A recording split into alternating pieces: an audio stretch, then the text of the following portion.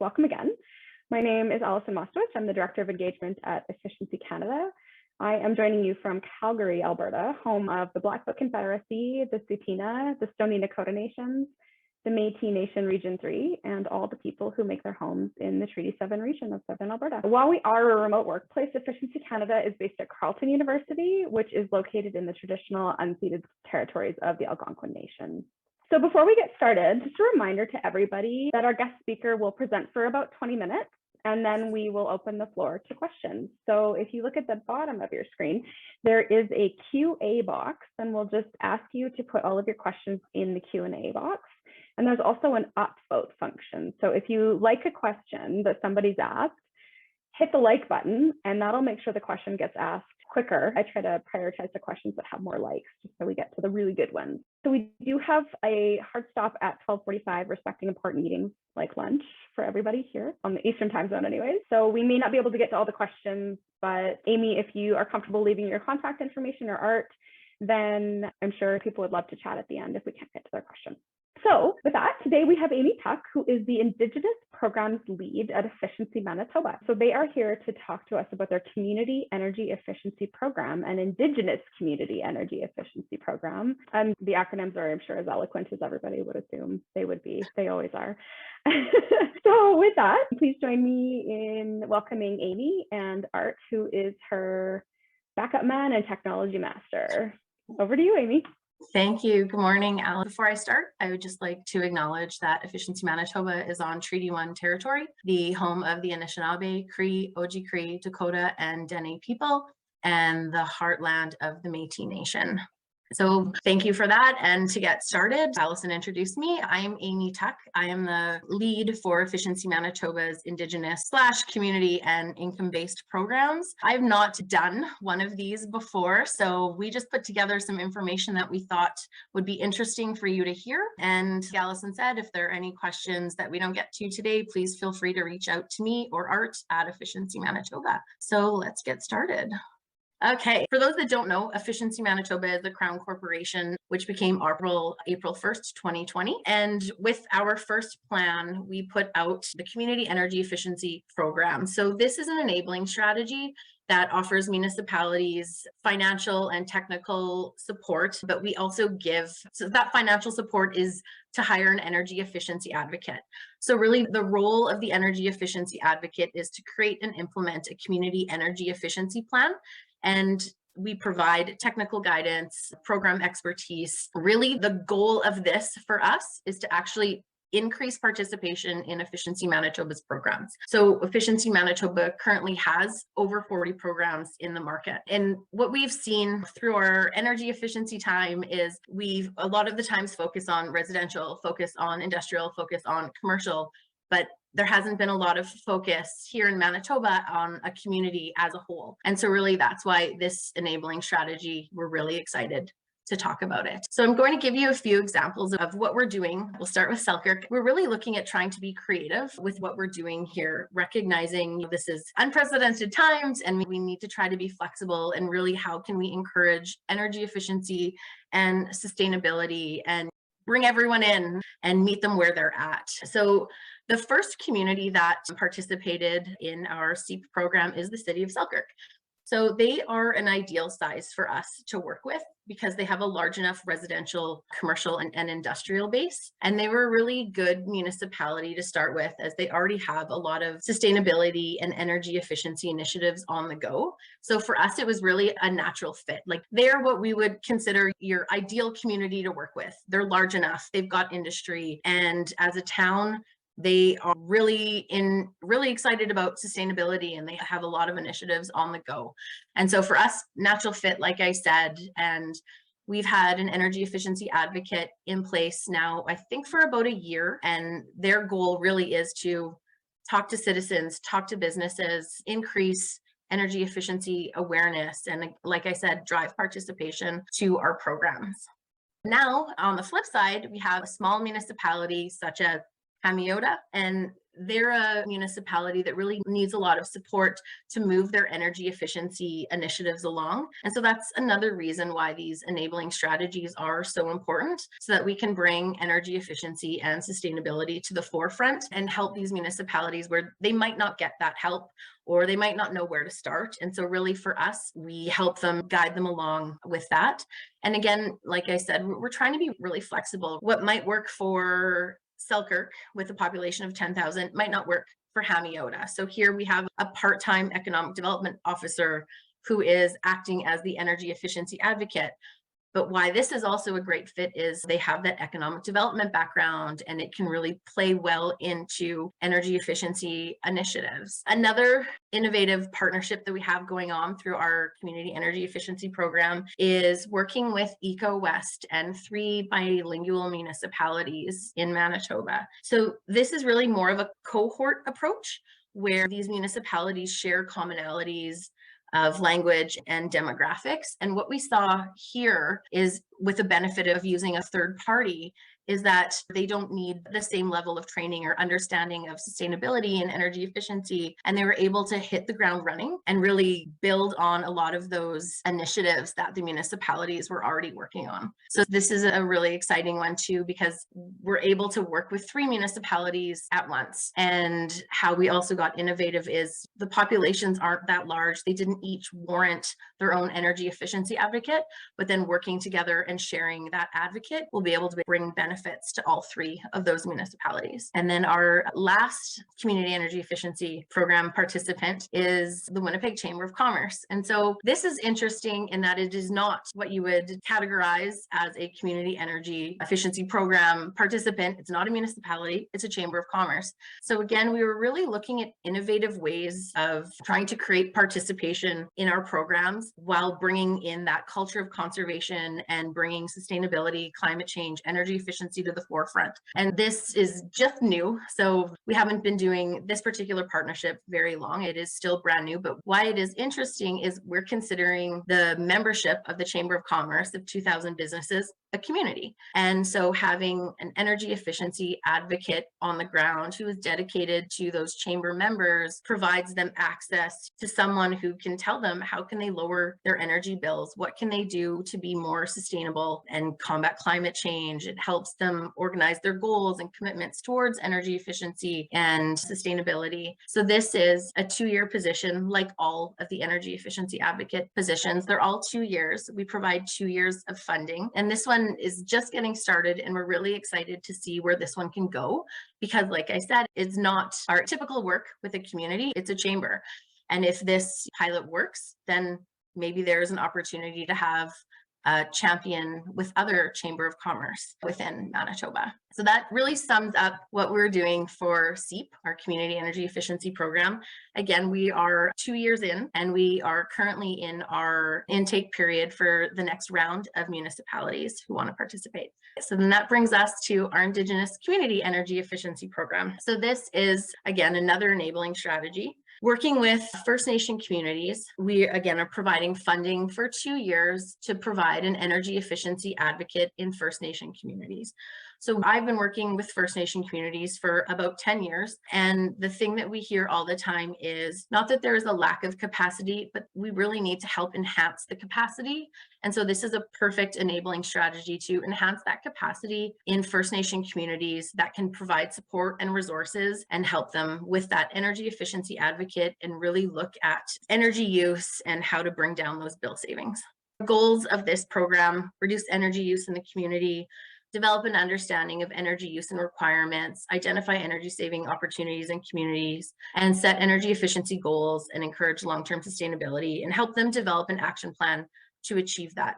The communities that we work with, they know they want to reduce their bills. They know that they use 20 to 30% more energy in a residential home than off reserve. And how can we help them? And so this is helping enhancing that capacity to help First Nations reach their goals. Back in October 2019, Manitoba had a really horrible snowstorm. And those that were most adversely affected were our First Nation communities. And there were communities who were without power for over 2 up to 3 weeks. And that is something that we're hearing all the time too, is how can First Nations improve their resiliency to climate change? Because we know that this is what we're going to see more and more. And so that's, again, one of the other great benefits of having this program and helping communities develop their own plan.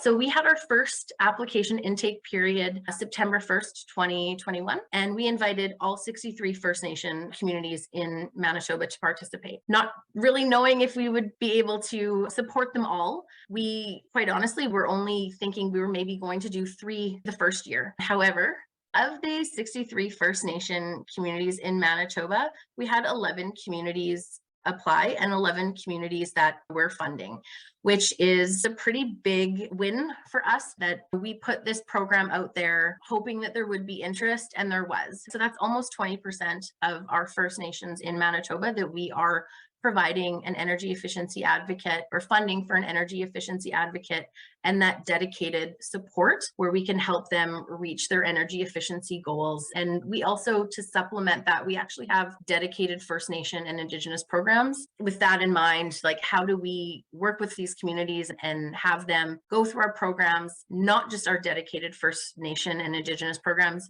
but other programs as well. So that energy efficiency advocate is really there to be that champion and even come back to us and say, hey, that program that you have, that doesn't really work well for our community. And this is what we're seeing, and this is what would work better for us. And it really provides an opportunity for ongoing feedback and helps us for program implementation and design. And so there's really a lot of benefits for having this community champion in these First Nation communities. So outside of the 11 First Nations that we're providing funding for, we also are working with the Manitoba Métis Federation. So the Manitoba Métis Federation is the democratic government for Manitoba Métis, Red River Métis. And so we're working with them as well, where we're funding an energy efficiency advocate.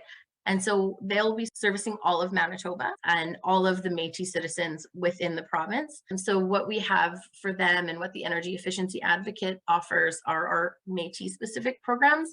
So we have 2 Métis specific programs, our Métis Energy Efficiency offers and our Métis Small Business program. So that's really what we're doing here at Efficiency Manitoba for our community-based programs. Again, the goal is to drive participation through our 40 energy efficiency programs, initiatives, and offers. And we're really excited to see how this is going to play out. For us to really measure, the way we're measuring this is, are we seeing increased participation in programs in these areas where there's an energy efficiency advocate? What's the engagement like with residences? Are businesses participating? And those are really going to be our key performance indicators of the success of this. Okay, and are there any questions? Awesome. Thanks so much, Amy. Okay, so I personally have lots of questions because I find this fascinating. Okay, let's talk about how the funding actually support these different energy efficiency advocates. So do the communities hire the advocates with your funding, or does the program hire and assign them to communities? Can you tell us a little bit how that works? Oh, for sure. It is completely community and municipality led. So they hire who they think is the best fit for their community or their municipality with our funding. The support that we provide is tell them these are the duties that we think they'll have to perform, and these can be some of the questions that you ask in your interview. So we provide that kind of support, but really it's ultimately up to the communities and the municipality. We really want it to be led by them. We don't think it would be as impactful if we said, here, this is who's coming to your community to do that. That's not how you bring a community together, and that's not what we do. We take our money and hire who you think is best. Yeah, amazing. Yeah, that truly is community-driven programming. So just a quick question about the funding. So where does the funding actually come from? Is it Manitoba government? Is it federal? It's Efficiency Manitoba's funding. Yeah. Awesome. All right, that was a quick one. Okay, let's go to Liam's questions. The energy efficiency advocate, are they there to promote programs or support the communities to also move through Efficiency Manitoba's programs? What's their sort of major role? There are a lot of pieces and parts to it. It is really to develop that community energy efficiency program goals through using our programs. So really the top goal is driving participation through our programs to help lower overall community consumption and bringing sustainability, climate change, and energy efficiency to the forefront. It's a tall order. We get that. There's a lot. Yeah. Yeah, definitely. I think the next two questions are quite similar. So just about the integration of these people into the community. Have you seen that communities are willing to integrate the advocates into their permanent staffing, or are they picking up funding? What does that look like? That is a great question because it's a bit of a mix of both. So we have situations where they are working in the municipality office, and that's also part of our application. So we ask, how will you support the energy efficiency advocate? We take that into consideration too. In our First Nation communities, they're working in the band office, they're given a laptop, they have their phone, and that can all be funded through our funding, or if they need additional funding, they can use additional funding as well. That's the other thing, is that we're not saying there is only our funding. If there are other funding opportunities for them to use for the energy efficiency advocate for other things, we welcome that. Definitely. And so just a question about other programs that you've seen. So this one is particularly for Ontario. Have you seen any other programs that sort of offer this energy advocate approach? I have. This was born a bit out of one of our programs. It's our lower income program, our energy efficiency assistance program. We've been using an energy efficiency advocate in neighborhoods with higher incidence of lower income. And so really using that community-based approach, having an energy efficiency advocate working with the local neighborhood renewal corporation, that's what we were doing. And so really it's taking that, but just at a whole municipality or community level. Yeah, and it's similar to Empower Me's. I don't know if Empower Me, but they do a lot of work in BC, Alberta, on the western side of Canada. But yeah, this whole community advocate, community champion piece is definitely a model that I think works well with specific populations. Yeah. So that kind of feeds into a question that I had. So it sounds like it's a little bit of strategic energy management, but it's a lot bigger than that. So where do those technical elements come in versus the community elements, and how would it differ from your typical traditional strategic energy management program? No, that's a good question. So really, we have a number of technical staff. And so with the energy efficiency advocate, if they have questions, if they have a building envelope question, if they have a question about lighting, we provide them and match them up with our technical resource, recognizing that they're not there to be an energy advisor. So we aren't expecting our energy efficiency advocates to have all of the technical knowledge. That's not the role. So I want to be clear about that too, because we're not expecting someone to come into this role and then be an engineer. So really that comes from us linking them with our technical staff and then someone else in the community who might have a question about their building. And it's really having that conduit right into Efficiency Manitoba and right into our technical teams and our program teams as well. Okay, that's a huge differentiator. That's so important. And that actually leads into Tammy's question that she asked. Once they're hired, you're saying it's just 2 years. What other additional support training does one of these sort of energy advocates get? Yeah, we train them on all of our programs. There's a bit of energy efficiency 101, like what's energy efficiency? That's the training that we do. And then we support them with what's happening in your community. Do we need to do marketing materials? And we'll support them with those kinds of things. We'll support them with a community event. We will support them through their reporting. If they're having problems or challenges garnering participation and support, that's where we'll come in and we can help them with that. So it's really municipality and community specific of what they need, but we're really there to support them in whatever way that they need. That's fantastic. So you're building a community of these energy advocates too. Do you bring them together ever for learnings and to share that sort of stuff? We have, and that is the goal. So for our Indigenous Community Energy Efficiency Program, we're just getting everyone hired and getting everyone started. And our First Nation Energy Advisor works very closely with them. And that is something that we will be doing when the majority of them are in place. And outside of that, Efficiency Manitoba has an Indigenous Energy Efficiency Working Group where we invite everyone from the 63 First Nations, the Manitoba Métis Federation, our tribal councils, and our northern and southern Indigenous political organizations meet 2 or 3 times a year to talk about all of these things, talk about energy efficiency, talk about our programming. What are you seeing in your community? What's happening in your organization? How can we help? How can we change our programs? How can we implement differently? How can we design differently? We also leverage that as well.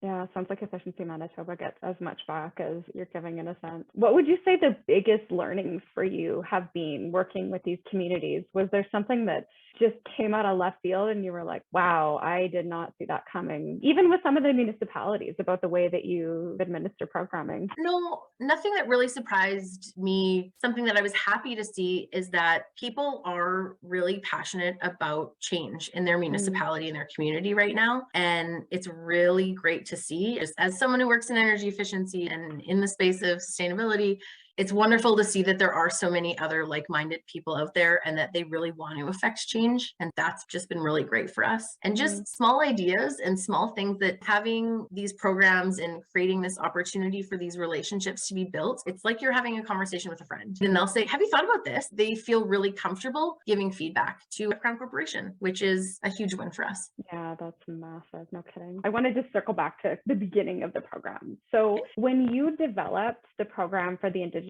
communities, how did you do that while considering the decolonization of the programming, how it looked to Indigenous communities? What was that engagement like as you were developing this program? That's a good question. Prior to starting the program, Efficiency Manitoba has a mandated stakeholder committee, and part of that is our Energy Efficiency Advisory Group. And on there are 3 Indigenous organizations. And so through those relationships, it was just conversations. It is what's happening in your community. Would this be helpful? How can we do this? And so for us, we put the program out, but then we also have this working group where everyone is invited to participate and we talk about our programs and these are the initiatives that we're going to launch. What are your thoughts? So really it's taking what we're hearing and putting it out there. Because our first intake period was last year for ICEAP, and we're just getting the advocates now. Who knows what this is going to look like in the future? So we're using this as well as a really powerful engagement piece. I feel like that could be an amazing story for other program administrators to say, here's the feedback we got. And obviously it depends on the communities that you're working with, but that's a really powerful story to understand that this was built with communities. And that's really the only way you can do it. I wanted to switch over to municipalities and just ask about communities. I think the term communities can be applied in so many different ways. And it sounds like Efficiency Manitoba is finding some innovative ways to apply that definition. So for you guys, what does the term community mean? Who could it apply to? And then are there other things that you wouldn't necessarily consider a community? That's an interesting one. I think for us, community is a really broad term. And initially, when we launched Community Energy Efficiency Program, we had a definition of what a community was. They were a part of the Association of Manitoba Municipalities, and you had to be registered with AMM. That's what SEEP was, and you could apply if you were that. And then we really started thinking of how can we be more innovative, and are there other ways to look at this? And like I said, the Winnipeg Chamber of Commerce, we're looking as a community because it's a community of businesses. And I think that for us, we just really want to see, are there other communities? Are there other municipalities that we're maybe missing? And I don't really think that we know. I guess what I'm trying to say is we thought we had a definition and then this other idea came and we just broadened the definition. So just to try something new. I like that. So I worked in community energy a little bit, like community energy capacity building or development. It's sounding what some people will come at you with when they look at the definition of community. We even considered condo corporations a community where there's a group of people. So that's really interesting to know that you guys are flexible on the definition of community. And if it's going to benefit and maybe produce some economies of scale at some point, that would work. So that's awesome. So we're running down the list of questions here. We're getting to the end. I just wanted to understand more about some of the different programs that you had when there's all this capacity being built in these communities. So I think it's easy for municipalities to get these economies of scale when you're talking about residential, when you're talking about businesses, but traditionally it's been a bit tough to define projects for people that don't own their own house. So how are these different communities accessing your other programs when they decide there's a program they want to go forward? Like if an Indigenous community was going to go forward with a project, like what incentives could they access? Oh, we have dedicated and specific Indigenous programs. So we have our insulation and direct install program where we're working directly with the First Nation community to insulate homes, provide direct install materials, shower heads, light bulbs, faucet aerators, adding smart thermostats and clothes washers. And so we have these programs available that they can access. We recognize that a lot of programs out there exist in other jurisdictions as well, and as in our own, sometimes required to be a homeowner. We don't want that to be a barrier, right? So that's why we have our own programs where we're working with the band, housing manager, and this is what the ICEAP helps with as well, is having that person in the community. So we'll work with the community as a whole And all of our programs are available to everyone on reserve or off reserve. So fantastic. Yeah. I think that's a really great way to close the question period. Perfect. Thank you so much, Amy. That was amazing. So I encourage anybody that has additional questions to contact Efficiency Manitoba. I don't know, Amy, would you be comfortable having some conversations if anybody wanted to chat with you? Yeah, okay. Of course. What I might get you to do is put your email in the chat. Reach out to Amy if you have any questions about their programming, especially the community and Indigenous programming. Thank you so much for being here. Thank you, Art, for being an amazing slide mover back and forth. And just a couple reminders before we close the session. So this was recorded and you can watch this session over and over if you want to on our website. It should be up probably next week. You can find it under the events tab. So that's where all the discovery sessions will be. And that's it. Thank you again for joining. We really appreciate it, and take care, and we will see you next time. Next Friday, we will have Genevieve from McConnell telling us about how to get to net zero in your building. So if you're interested in that, join us then. Take care, everybody. Bye-bye.